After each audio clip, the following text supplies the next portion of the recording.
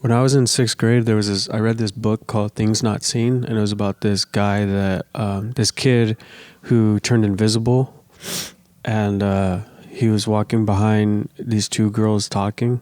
He was telling a story about how he was walking behind these two girls talking, and he was annoyed by their conversation because one of them was like, "I'm just so upset. I'm so upset. And what makes me so upset is that I'm so upset." Oh, I totally feel it. Yeah. I totally get that. What's your problem? Poquito Podcast. Poquito Podcast.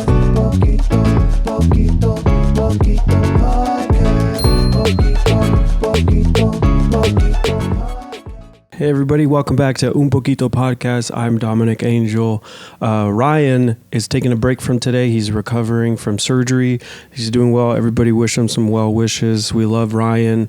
We got Ricky Macias with us here. Hello. Today, filling in for Ryan is Josh the Eeyore. Josh the Bummer. Yeah, it's nihilist. Josh the Joy Kill. Oh, Josh the Nihilist. Yeah, that's what you landed on. I was going to say Josh the fucking Downer. That works. I like how you dress with your emotions, though. I do. Yeah. How have you been, Josh? I've been all right. You know, the crushing grip of the world and society and money and love draining each drop of life oil from my essence. So good? It's been all right. You know, it's funny. I did a show last week and I ran into Frank Castillo and we said hi to each other. And then I was like, "So how are you doing, man?" And he's like, "Yeah, just doing shows, just working." And he's like, "What about you? What have you been up to?" And I was like, "Yeah, doing the podcast. I got this new job and that's about it." And he's like, "Yep. Oh, welcome to the rest of your life." Yeah. I tell myself that every morning. Welcome to the rest of your life. I know you've talked about being a nihilist, but I've never seen you. I know I'm teasing you today, but I've never seen you. I know in this. I was saying that I'm pretty good about keeping a chipper disposition. That's the thing is that I'm more of an optimistic nihilist. That's like the Nietzsche stuff or Nietzsche. How do you say this? Nietzsche, whatever. Doesn't matter really. So stupid. If you read his stuff, he leans towards destruction. He'll be like, "Oh, a nihilist is like somebody who will be destructive and chaotic and stuff like that." And so people take that and they hurt. They think they got to hurt stuff or hurt people or something like that. But that's not I'm like a nothing matters. We've talked about this and you say this and I always argue with you just because I like to argue with you. Yeah. But I'm the same way of nothing matters, so you get to make things matter. Yeah, exactly. I always say nothing matters, so everything matters. Right. Yeah. I mean, I don't know about the everything matters. Yeah. That's what I argue with. That's what I argue with. But that's what I mean. Nothing matters, so you get to choose what matters. I mean, I do see that. What I mean by that when I say that is that I think we're both saying the same thing. I have a broader perspective on it because I feel like the fact that if nothing matters, then that means everything matters because it's impermanent, because it's fleeting. It all matters just the same as anything else. Right. Exactly. Yeah, and I'm more on that wave of I just want to be chilling.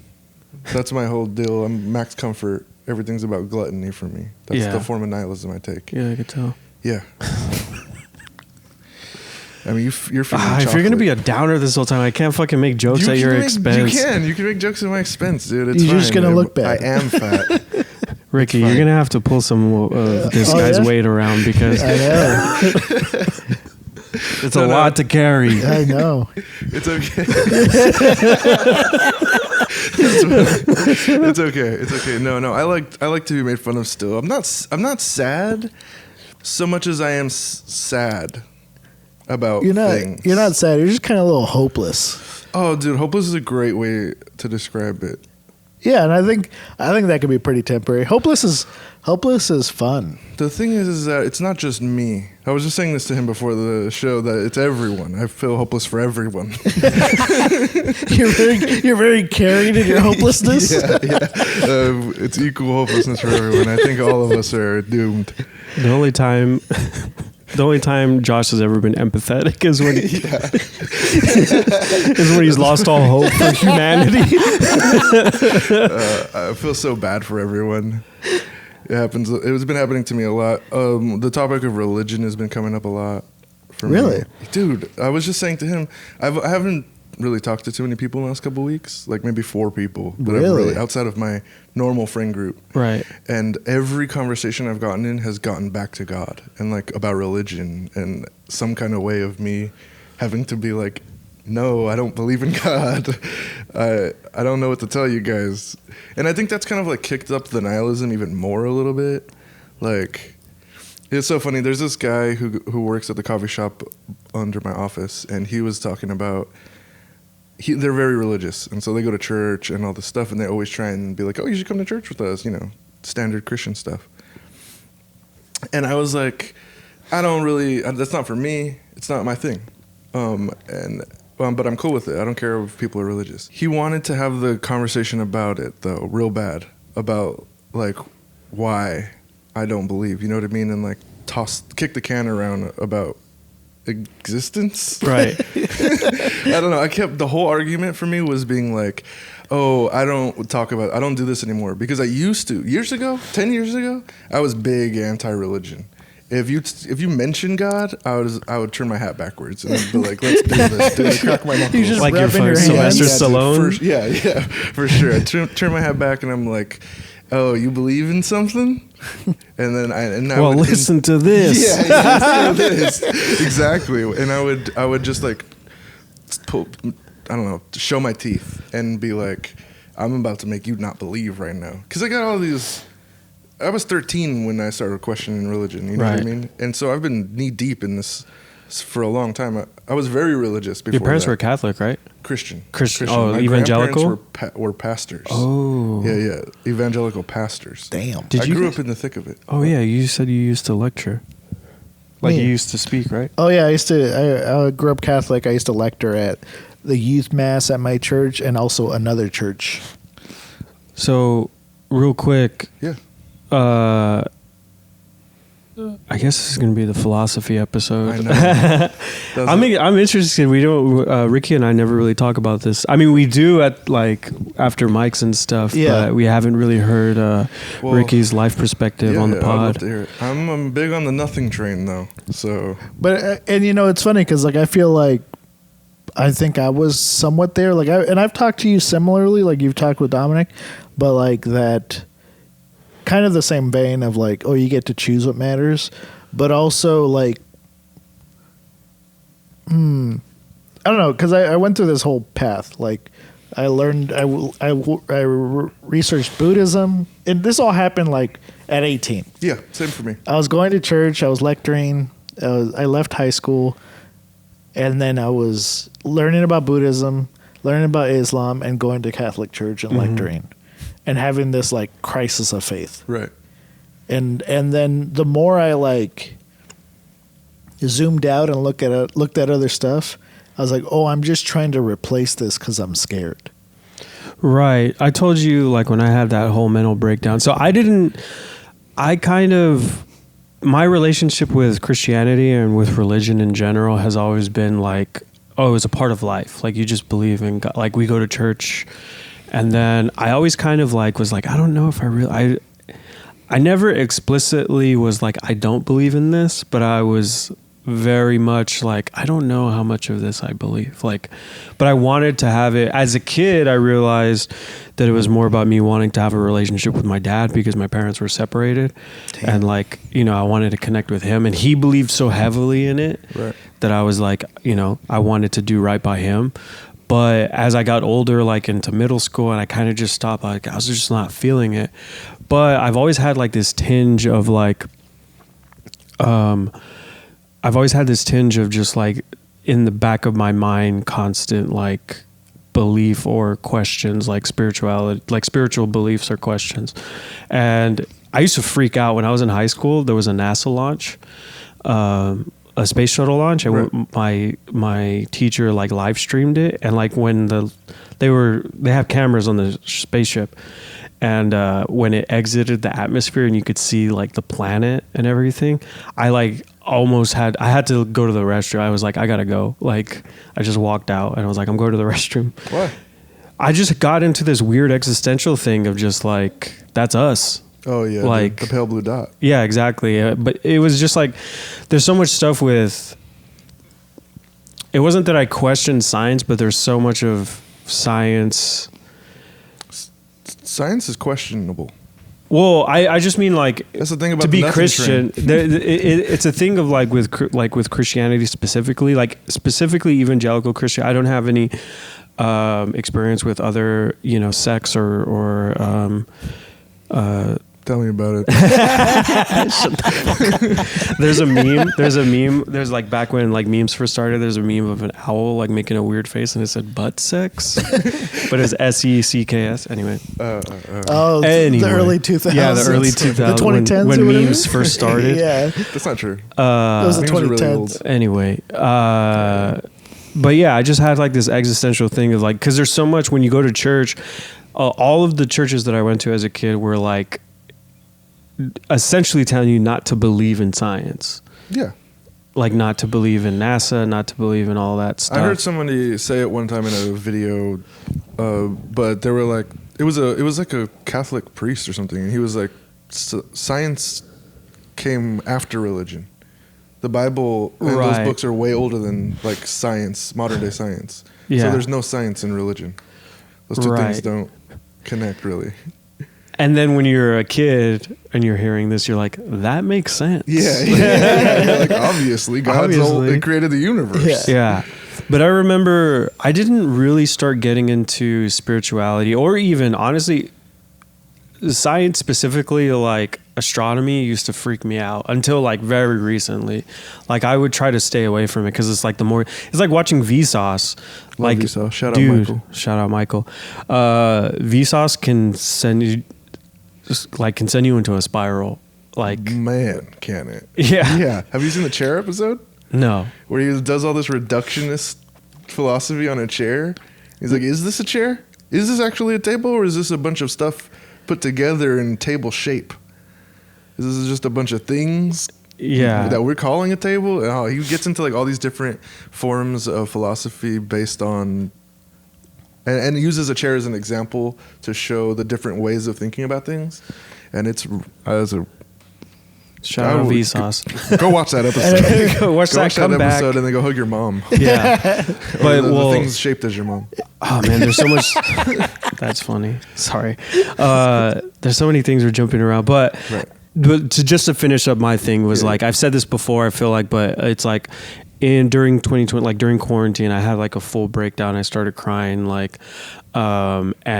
but that was when I started researching like life and death and like beliefs, like spiritualism. I started watching more like physics lectures and stuff. And because one thing that I found was like, I think I was like, because I literally Googled this question. I was like, why do atheists have kids? That's hilarious. Yeah. It has nothing to do with atheism. But that's what I meant. I was like, if you don't believe, I was like, why would you bring your kid into, that was my thinking at the time. Okay. Like, why would you bring somebody into that? Why would you give somebody existential dread? I understand that thought. Yeah. What's the point of bringing in a life to this fucked up world? Well, not just that, but it was more just like, I have so much existential dread. Like, if this is the human experience, and you go through this, why would you bring someone else in? Because you want to have something to love? Like, that at the time seemed very selfish to me. I'm sad right now, but it sounds like a scary movie. Like, we go in here for fear. We're here for fear. That's how you grow. That was a weird sound I just made. Gotcha. That's the sound of existential dread. That's the death rattle. The death rattle. I want to touch back to that, but I read this study. I read this article that quoted a study that essentially was like scientists surveyed a bunch of people with they asked them their beliefs, and then they asked them how much fear about death do they have, and they thought it would be like linear, like it would curve up or it would curve down based off of somebody's beliefs. So they thought the hypothesis was that either atheists or believer, like religious believers, would have more or less fear than the other party.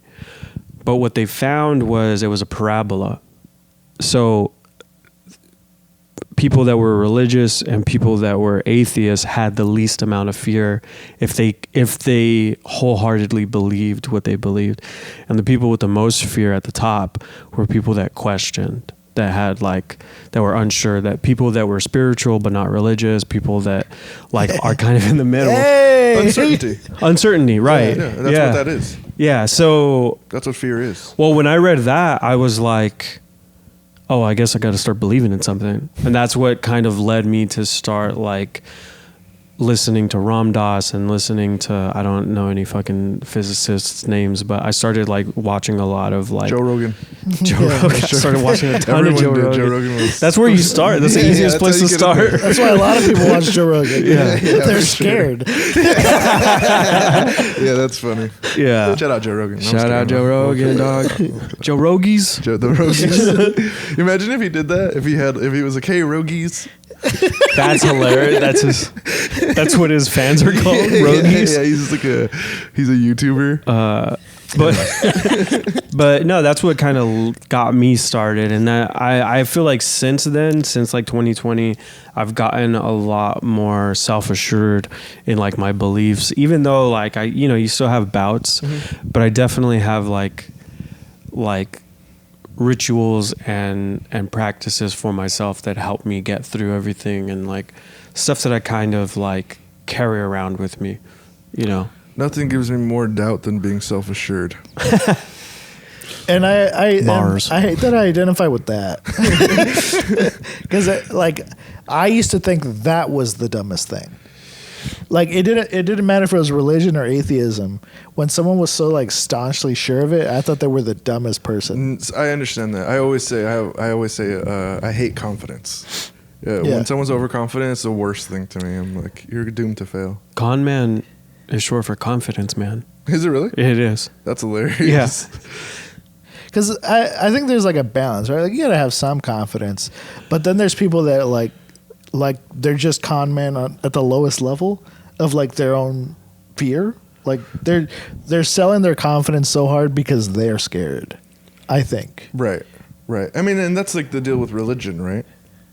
but I mean, you're scared. You're scared of dying, and so you're like, God's gonna save us. Is that the deal? I think it just gives you some. I mean, That's not the deal. I'm being base. It's not that he's going to save us. It's that there's a reason for all of this. Right. Purpose. Yeah, God, I think fools. that's what. And there's that on one end, and then atheism. Speaking in generalities, but the comfort in that is just we're here to live life and be with each other, and to kind of cherish the time that we do have. Right. And become trees. Yeah. Right. I've been in this argument because people treat science like a religion. It's like what you were saying, it's not that I don't believe in science or I believe in science. Science isn't a belief system. It's right. a series of, it's math. You're doing math to figure out things. Right. So I had a homie the other day and I was talking about nihilism and I was talking about religion and stuff, and he was saying, I believe in science, and I don't like that. I was like, you believe in, what does that even mean? He was like, I believe in the Big Bang and evolution and all this stuff, and I'm like, what about the Big Crunch? You believe in the Big Crunch, the Big Freeze, and all these other things that are part of science too? Do you know about the Big Crunch? I don't know what that is. I thought you were talking about a cereal. Yeah, me too. I was like, the Big Bang is the big. Captain Crunch is back, baby. Yeah, he's back and he's bigger than ever. he's slicing up those gums, fool. He's regular height. So dumb. Did you know there's a thing where Captain Crunch doesn't have enough stripes? He's actually an admiral. Yeah. Admiral Crunch doesn't sell well. Another con man. Con man. Well, that's why he's not a captain. He's a captain. He's capping. He's straight capping. Yeah. That's funny. Yeah. Yeah. That is funny. That's very funny. That's very funny. Thank you for recognizing that. Yeah. I'm not gonna laugh, but it's funny. No. He's sad, everybody. I'm sad. I don't care what color your car is. That's for you boys. The Big Bang is the explosion and everything's getting pushed out from the center. Right. And that's the expansion of time. Right. And that's all this that's going on. Mm-hmm. After, if that explosion is like, because, you know, it was a pressure, it got so hot and so dense that it exploded outwards. Mm-hmm. If that explosion is like an explosion, that means that one day it'll lose that force that's driving it, and gravity will take over. And like a grenade, you throw a grenade, explodes, and then all the particles fall.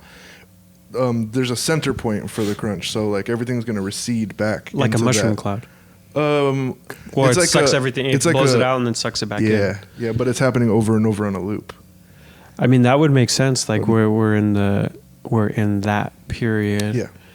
There are some beliefs that we'll all just die eventually, and then everything will get crushed in the crunch. And there's some people that think that time will reverse, and that we'll experience all of these things we're experiencing again, and back. You'll live this life again backwards. The Benjamin Button. Kinda, yeah, kind of Benjamin Button, but everything in existence all gets. The toothpaste gets put back in the toothpaste tube. I'm just like, damn, I don't want to be a kid again. And I don't know, and that this is like more of a statement on like this thing that's going on right now. If you're asking me, if you want me to give you my own personal stuff, like this is an illusion. Like this is like a series of systems that are happening, and it's not really as like, oh, we're living a life as much as we think. You know what I mean? It's fizzling out from the Big Bang. This is all fallout. Right. Stuff just falling around. Dust and energy. Who, me? Yeah. Just And hanging around. So when it's going backwards, like it's not going to be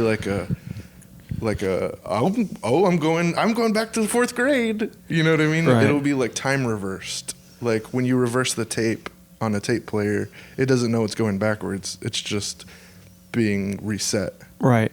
Well, there's all of those. I mean, here's the thing. So that's a science theory, right? That's what my whole point of saying all this. I'm sorry, I got distracted by the big crunch. Oh. My whole point was saying that there's a bunch of bullshit in science too, and a bunch of shit that doesn't make any goddamn sense. And to be like, oh, I believe in science is like saying that you believe in a bunch of horse shit. There's a lot of science that the math makes sense, and the reality it doesn't happen that way. Like Oppenheimer, there's like that whole thing. Like his math said it photons was and going waves. to cause a chain reaction, and it could have ended the world. It could have ended existence and blown up everything. Right. You know, but it didn't. Even though the math said it could, you can make numbers do bullshit, and math's not real. Right. Don't study, kids. Don't study, dude. I mean, if you do or don't, it's Doesn't matter. doesn't matter. I haven't done math in years. I think for me, what I get comfort in is that the more I listen to religious stuff or spiritual stuff, and the more I listen to like science lectures and stuff, there's commonalities, and there's like Absolutely. there's lines that can be drawn in between the two systems. And I think that like also I have this thing about science, about physical science, that's like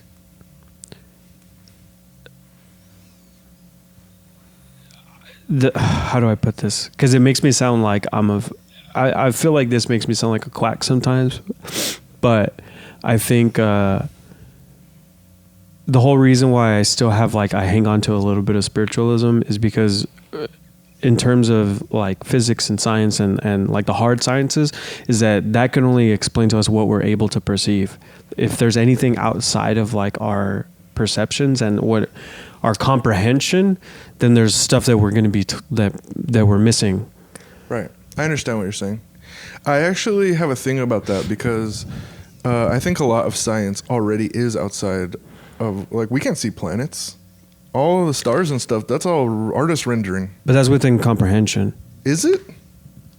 I can't comprehend 18 million light years. That's true. You know what I mean? And that's how close the nearest livable planet is or whatever. There's just 18 of them, though. Yeah, how do you know how many miles are in a light year? Huh? I don't know the number. It's a lot. It's a buzz. It's probably on the bottom of the screen right now for our viewers. It's a Buzz Lightyear. Shut Got up. it. That's very funny. Shut the fuck up. It's dumb. I can't believe I turned those numbers into that character. To infinity and beyond. Oh God. Yeah, that's so funny. Again. To infinity on its own. Like that's impossible to comprehend. Like we can't comprehend infinity. Yeah, but I don't need to. Yeah, that's where I'm at. But we can comprehend. It's like a thing. It's like it's.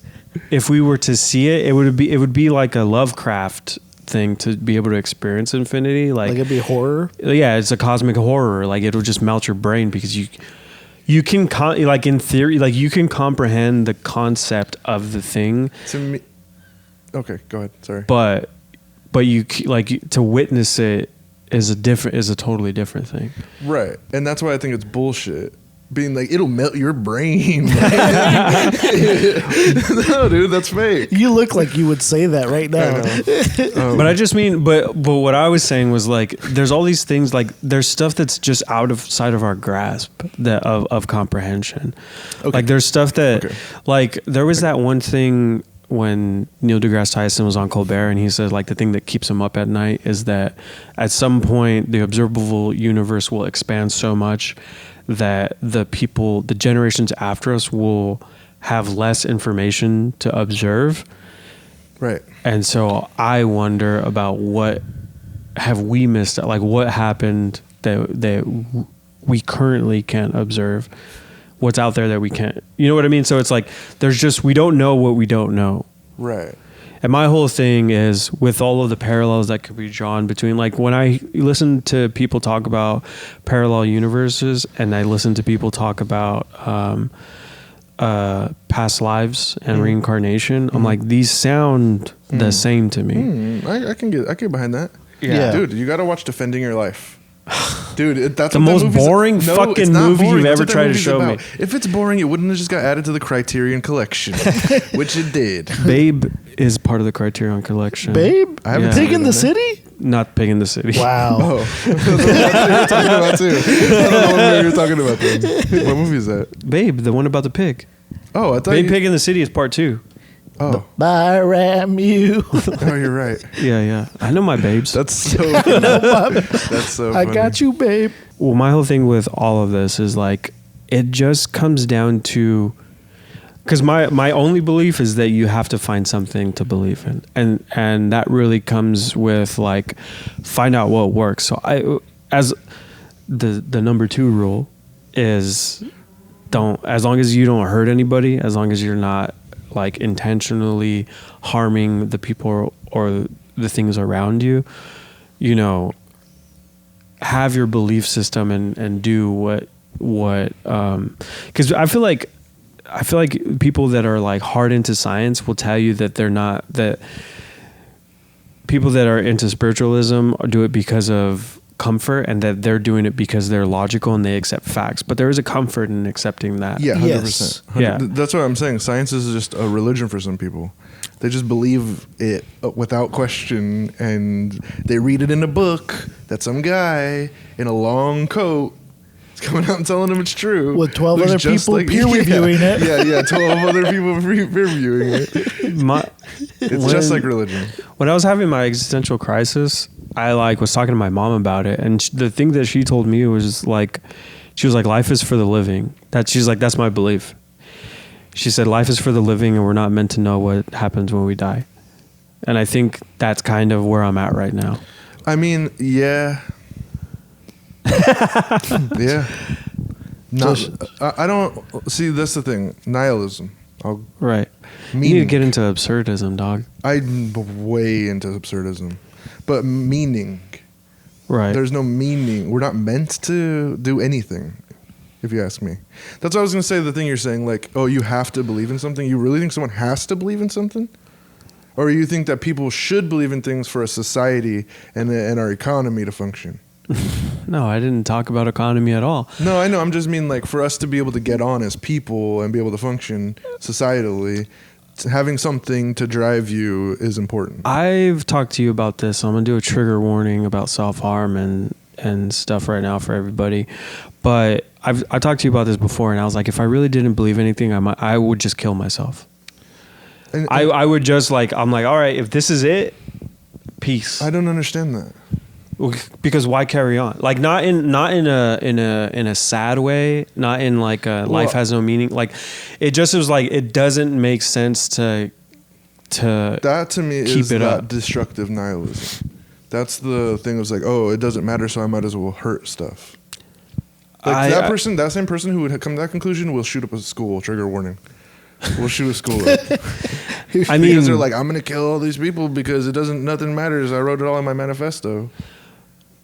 Well, to a degree, like I agree with what you're saying, but that's why I'm saying like I don't agree with that. I don't think that because nothing matters means I need to be hurting, or nothing matters means I need to end. That's, to me, I'd rather lay in a field and just wait for my time to come. That's the same thing. It's not the same thing. Killing yourself is different. Laying in a field until you die is killing yourself. I guess. Just really slowly. Really slow, and it sucks, and it really sucks. And with allergies. And with hay fever. What I mean that is like, you might as well just wait it out. What's the difference? Because you're not living. But you're not living regardless, really. Part of living is connecting and growing and changing. All of living is growing. And changing. I mean, you're talking about like internal changing. Yes and no. Like evolution? Going with the change. Yeah, that's true. But like, just from a purely like biological animal thing. I'm not talking about our inner turmoil stuff. Yeah. Or like what you believe. Yeah. Even though that is what we're talking about. Right. I mean, like, the point of life is to continue to live. Yeah, that's why instinctual. That's why an atheist wants to have a baby. Because the point is your body is trying to keep people alive. But that's the thing of like that's where I get into philosophy and spiritualism, because then it becomes we have enough consciousness, like we have enough awareness to be able to intellectualize those things. Yeah.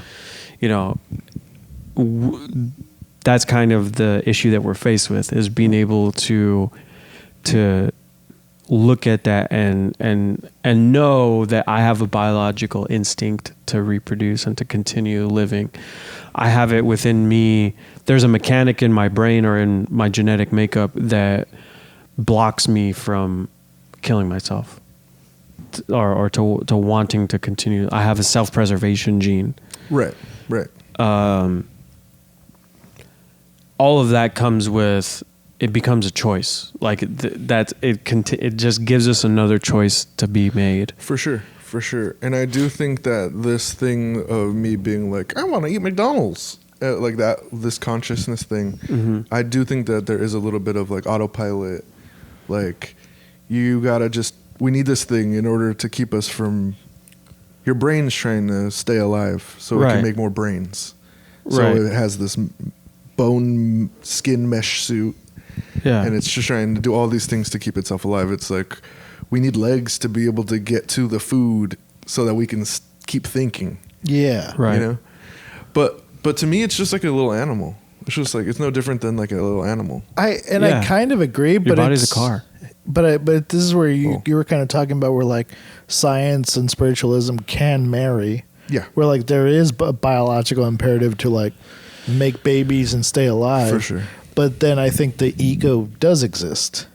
I think the ego wants to protect itself. 100%. That's the ego is, to me, this is like, it's like when you spin lights or something. It's like something spinning and creating a frequency.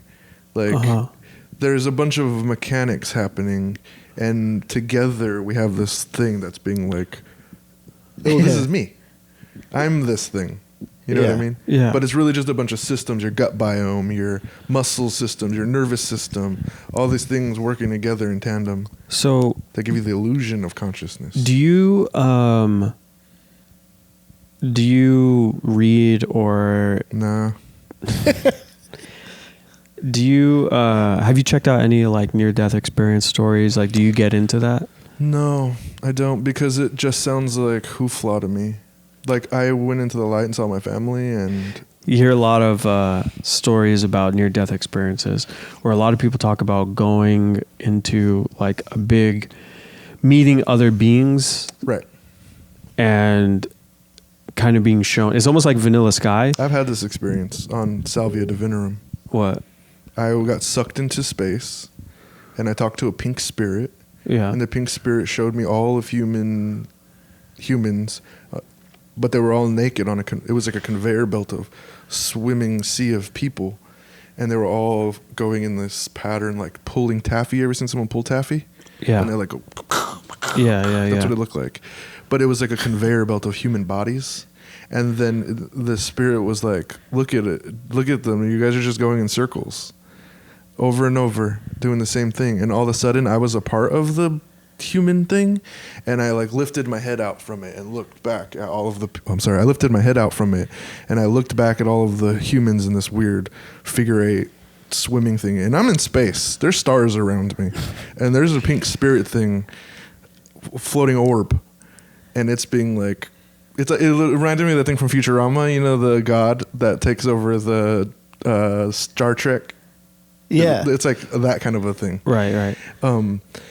But a female spirit. It was. I could tell it was feminine. Right.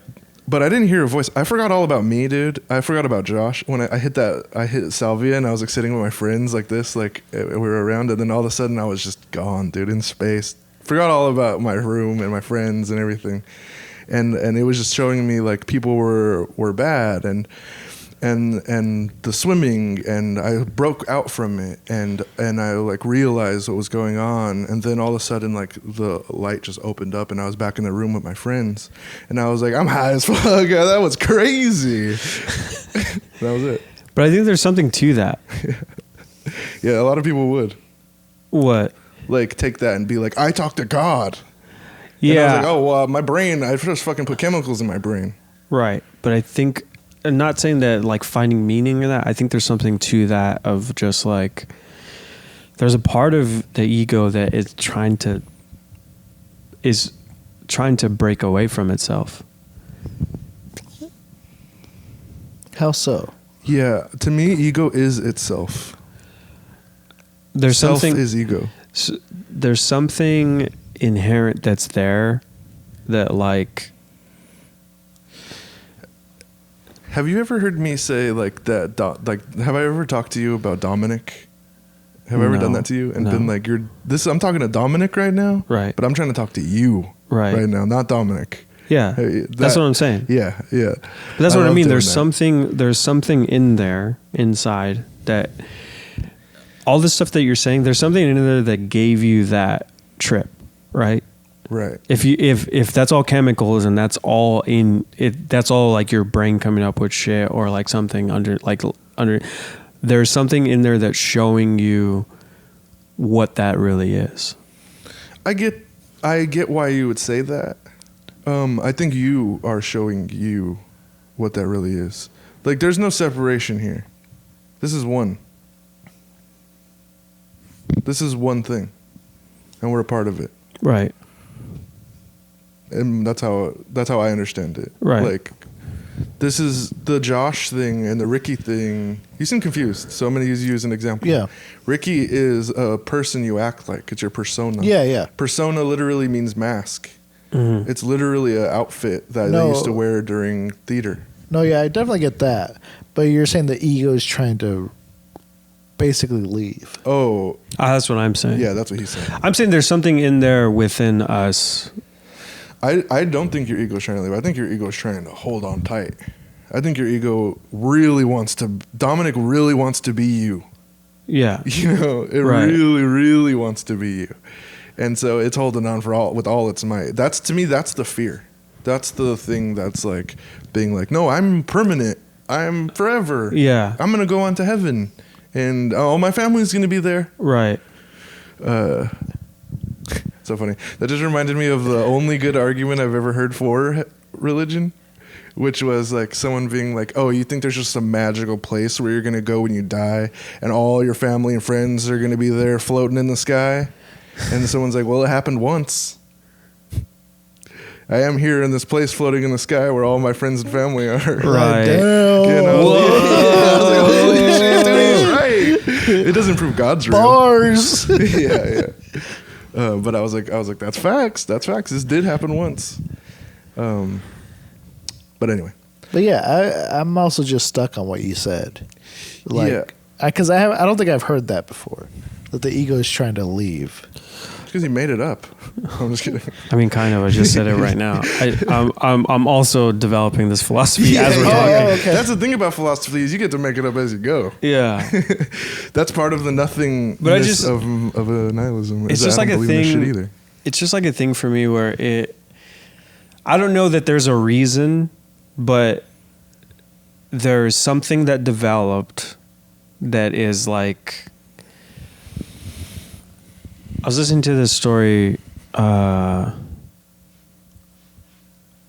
used to listen to a lot of Ram Dass, right? And he was telling a story about like these people that. What? It's so funny. I know who that is, and every time I hear his name, I always think it just reminds me of old computer stuff. Sounds like you're talking about old computers. Well, or like Ram. Ram Ram Dass. That's funny. Ram Dass, Floppy disk. CD ROMs. CD Ram Dass. Yeah.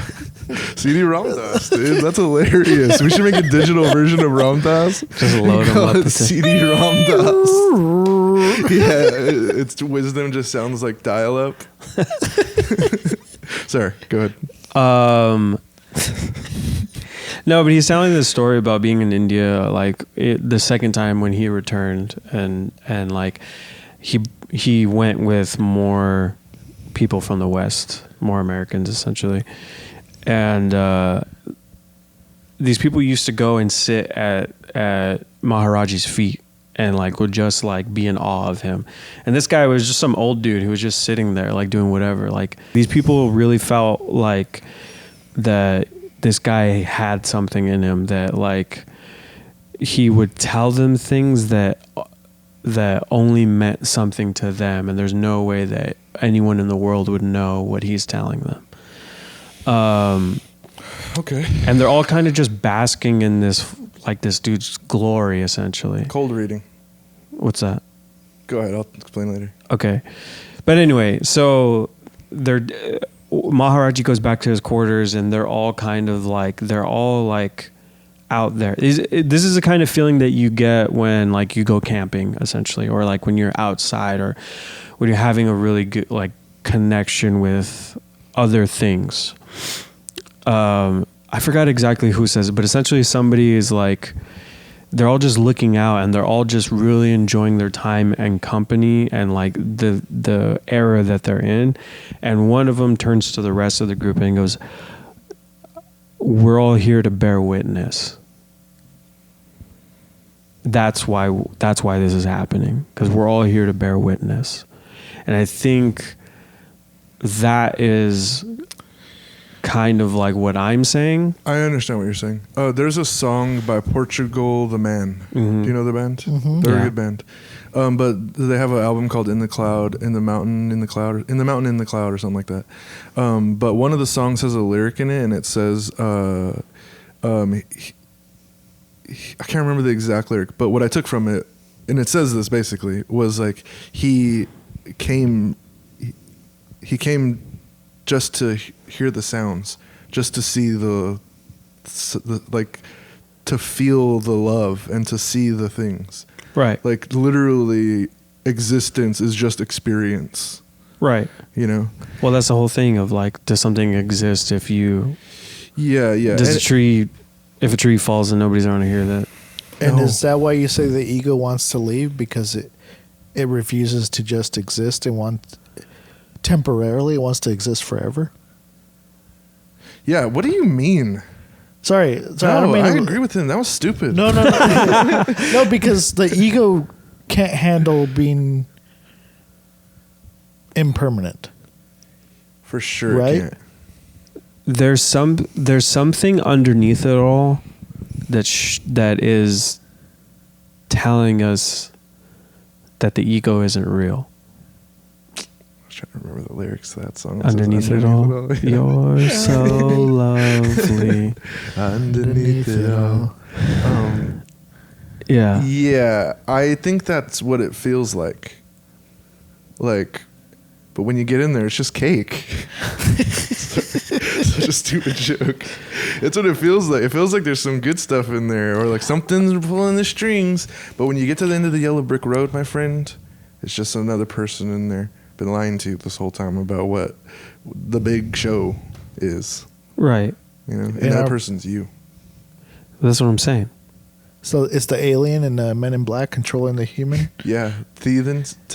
Theans. What are they called? I don't know. Theans?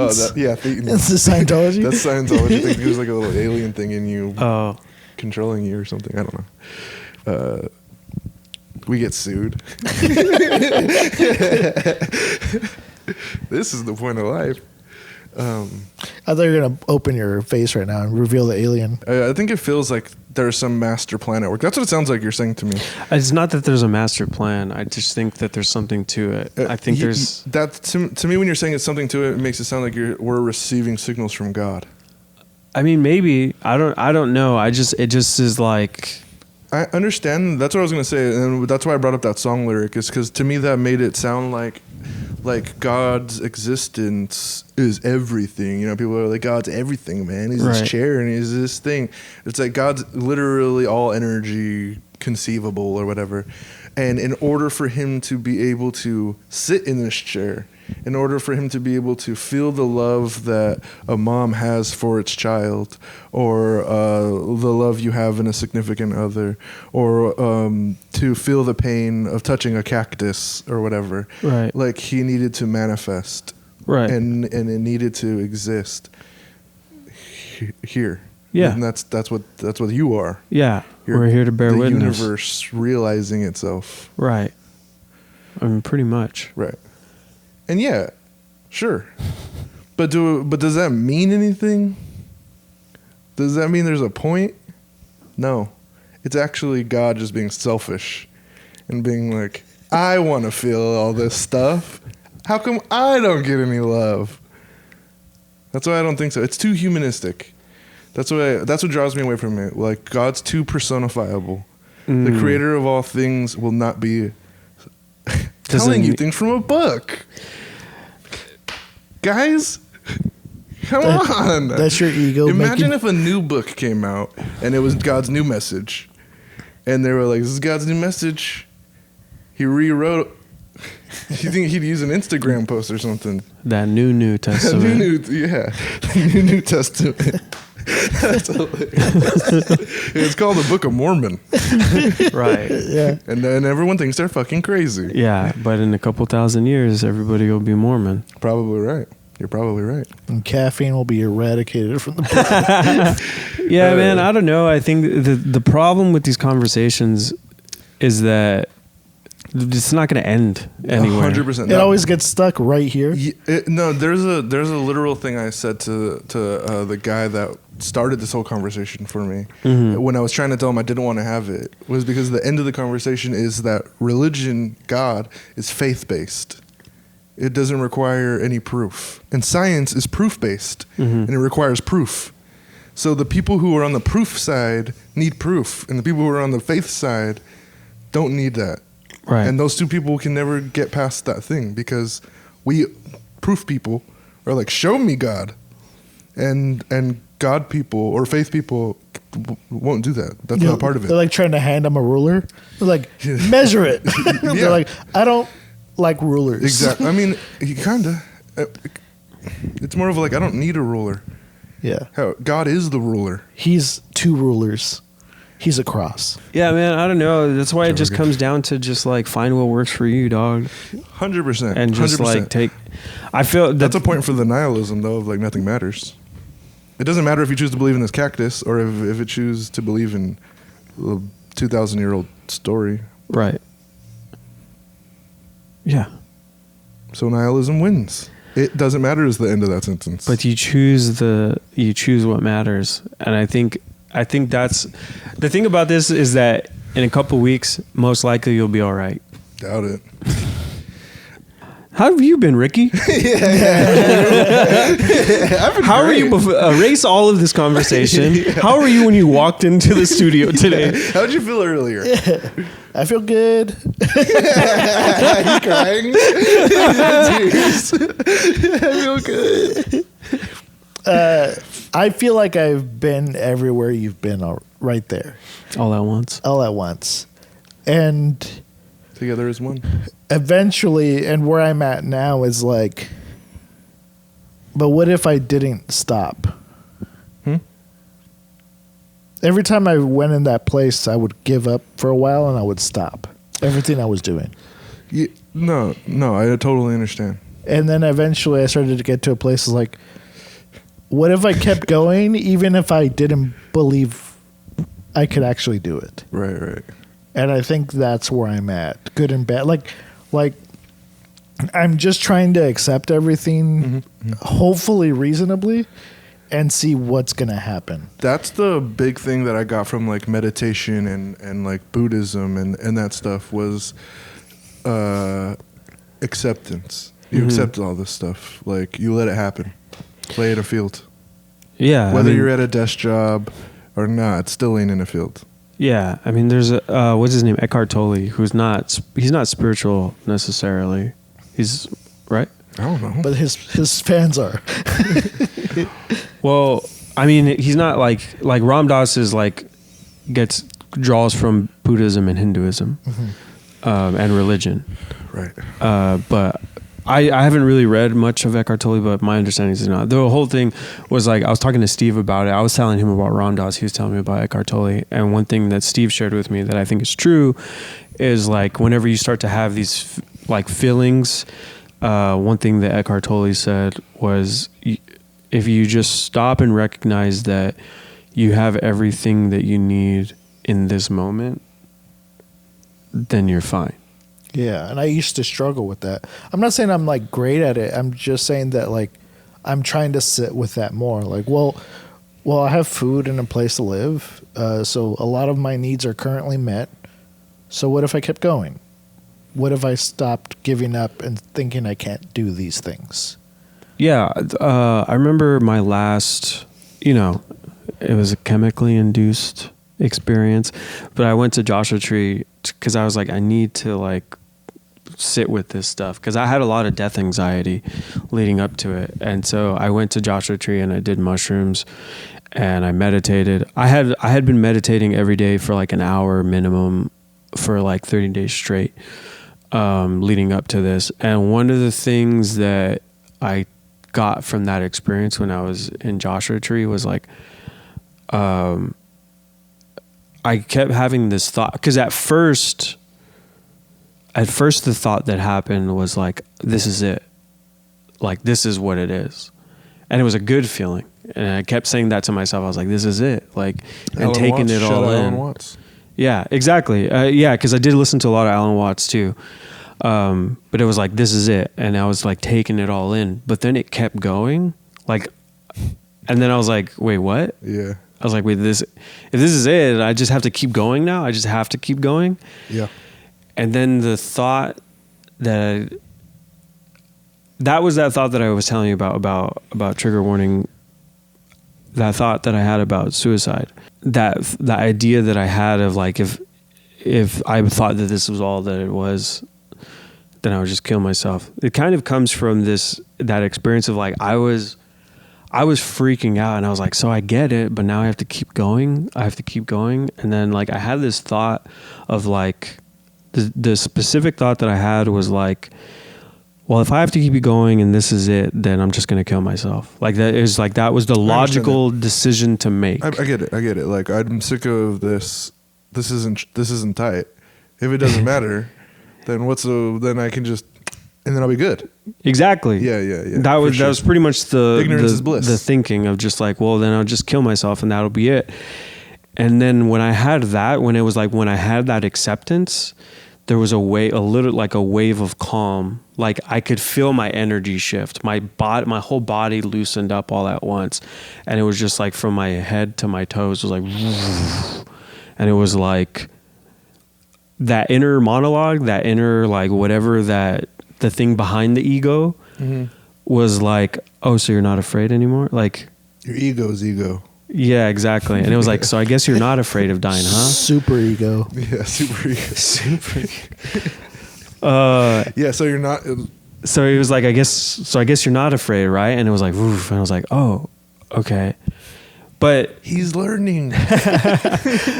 you're doing it, Peter. To wrap it all up was like, the thought that came was, this is all extra. So like to what you were saying was like, I have everything I need in the moment. I can keep going. And like, that's kind of, I wrote it down. I had my affirmations and I had put it on my mirror for a while, and it was, this is all extra. And it was like, your needs are met, you're surviving, you're living. So everything else that comes with that is all extra. And it's like that, it's up to you. This is where I get into greed. And I'm like, more. It's pointless. It should all be mine. I want to be as happy as possible. I'm going to eat 40 chicken nuggets. You know what I mean? Well, Yeah. but that's fear. where I get in. That's where I get. But that's go from where that you're thought. staying in fear, right? but that's no. I go there from the death thing of being like, I'm not going to kill myself. I might as well just turn this shit up to 11. but I think that's where you get Floor it. So there's, I can't cite any of them. I'm sorry. No, I hate don't that. say anything. I hate that You information. saying people's names is nuts to me. I'm like, I can never remember. I only know that This Is It, Alan Watts reference, because the Right. thing's called This Is It. But I just mean I hate when stuff lives in my brain like this. Like, because I take in information I don't take in, like, specifically when it comes to science articles. So like, but there's studies that show that like ritual, prayer, spiritualism, religion is beneficial to the human body, like to your. But it's no different than meditation. Health. What? It's no different than meditation. No, but what I'm saying is practice, ritual, right, Intentionality. creating. You have to. You have to have control. Hold on. Doing those things is what? Beneficial? In what way? It's good for your brain. It's good for your cortisol, stress levels. It's good. It's just good for you to have. This isn't coming from like dopamine and comfort, just comfort in general. Listen, I'm not. All right, my bad. That's what I'm saying. I don't like the way that stuff lives in my brain because I don't have the specifics to cite for you. I'm a skeptic. It's part of the nihilism thing. Right. Natural skeptic. So when you start being like, all this stuff's beneficial, I'm like, but why though? Because I think Because of your brain chemistry. Because of comfort. The same thing you said earlier. The people with uncertainty have the most stress, right? Right. And when Right. you, even if it's not a super magical system, if you have a system of like being intentional and moving forward and your needs are taken care of, and you let yourself enjoy the extra, if you're intentional, you're less stressed out the whole time. There was a thing so we did Sober October on the Discord. Yeah, we did Sober October on the Discord. It was a channel in the Discord where everybody was kind of just posting their wins, posting their goals, and like we were all motivating each other. And shout out, I think it was Carlitos Way. Shout out that we have a Discord. We have a Discord. Join for free. It's in the link is in the description. Awesome. I'll be there. Yeah. I don't remember exactly who it was, but somebody posed the question of like, how do you motivate yourself? And my response to that was like, what works for me is not motivation, because motivation only gets you so far. And the thing with how I see it is like, you can want something with every fiber of your being and not follow through. Yeah, you can. Right. So for me, when I was in that moment, I was like, well, I have a goal. It's the whole logical thing. There's a balance, right? Because it was like, I have a goal and I know that intellectually, if I want to get in better shape, if I want to build muscle, if I want to lose fat, I have to change my diet. I have to work out more often. I have to, there are things that need to be done to accomplish those goals. Wanting these things to happen isn't going to do anything. You mean I can't eat 40 nuggets? You can, but it's not going to, you know what the evidence shows of what that's going to bring for you. Right. You know? Deliciousness. Barbecue sauce. Barbecue sauce. But Creamy ranch. and that's not to say, it was just a thing for me, is like, this is what I want for myself, right? And to accomplish those things, that's what I need. So I take away wanting to work out. I take away how working out makes me feel. And I just was like, no, I have to, not even I have to do this. It was just like, it's part of my routine now. This is what I do because I know what it's going to get me. There's evidence that shows that. So that's proof based, right? Right. But that's where the whole gluttony thing comes in, right? Like ritual and practice and stuff, having for me, affirmations, meditation, listening to philosophy, listening to spiritual talks. All of these things create a practice within me to keep my shit in line. It's so funny. I wanted to say real quick, because I do agree with all the things you're saying. When I was younger, I tried to talk to my dad about this, and he was like, "This is the kind of stuff people talk about before they kill themselves. You got to stop." That's hilarious. And like a true son, he rebelled to this day. I'm gonna keep talking about this. I don't make a whole show about it. Maybe if your dad just hugged you. Mine hugged me all the time. We had a great relationship. Would you stop with the contradicting everything? Just let the thing happen, Josh. Sorry. You're right, dude. You're right. That's actually a thing I hate about myself. I do it all the time. It's a natural reflex for some reason to just be like, nah, the thing you're saying is not true. Yeah, I know. That's why I'll just end a conversation with Josh. I know, I've noticed. It's so because I know it's not you. It makes me feel like I'm gonna kick the dirt. Like, what are you doing, dude? I got so into this. Yeah, Keep talking to me, Dad. Yeah, you're becoming fucking Audrey 2, dude. Don't know who that is. Audrey 2 over here.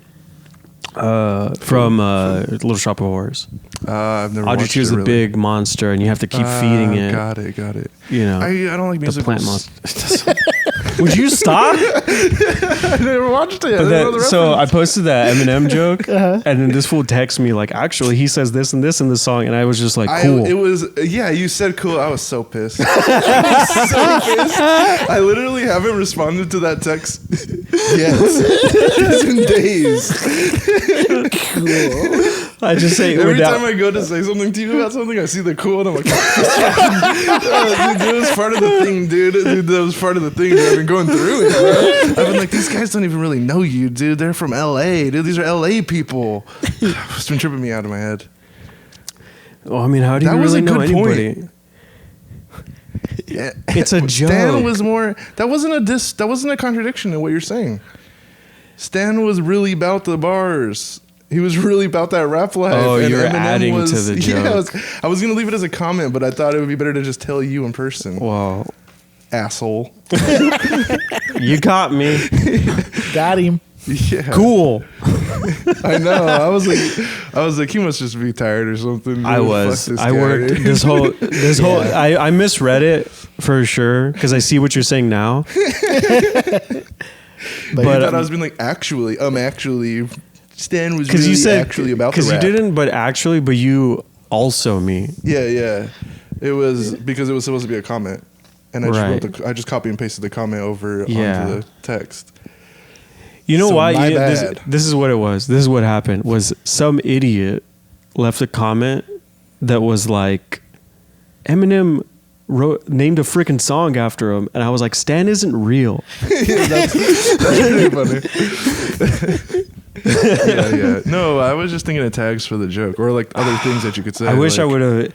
It just like I was already in. No, Sometimes yeah, I things will hit understand. me where I'm already in defense mode For and I'm sure. ready to read anything as a criticism, and that's what happened in that moment. So I apologize. No, you're cool. I don't care. Apologies. It's you for don't the need to camera, apologize. not for you. Oh, okay. Oh, well, you're welcome. It's fine. But that'll just happen sometimes where it's like I could tell Josh is getting on a tear, and I was just like, cool. Yeah, dude, it'll drive me fucking crazy. Well, that was the whole thing. I tried to make this work as a joke, and I haven't figured it out. But I was like, I figured out how to win an argument, and it's to apologize sincerely.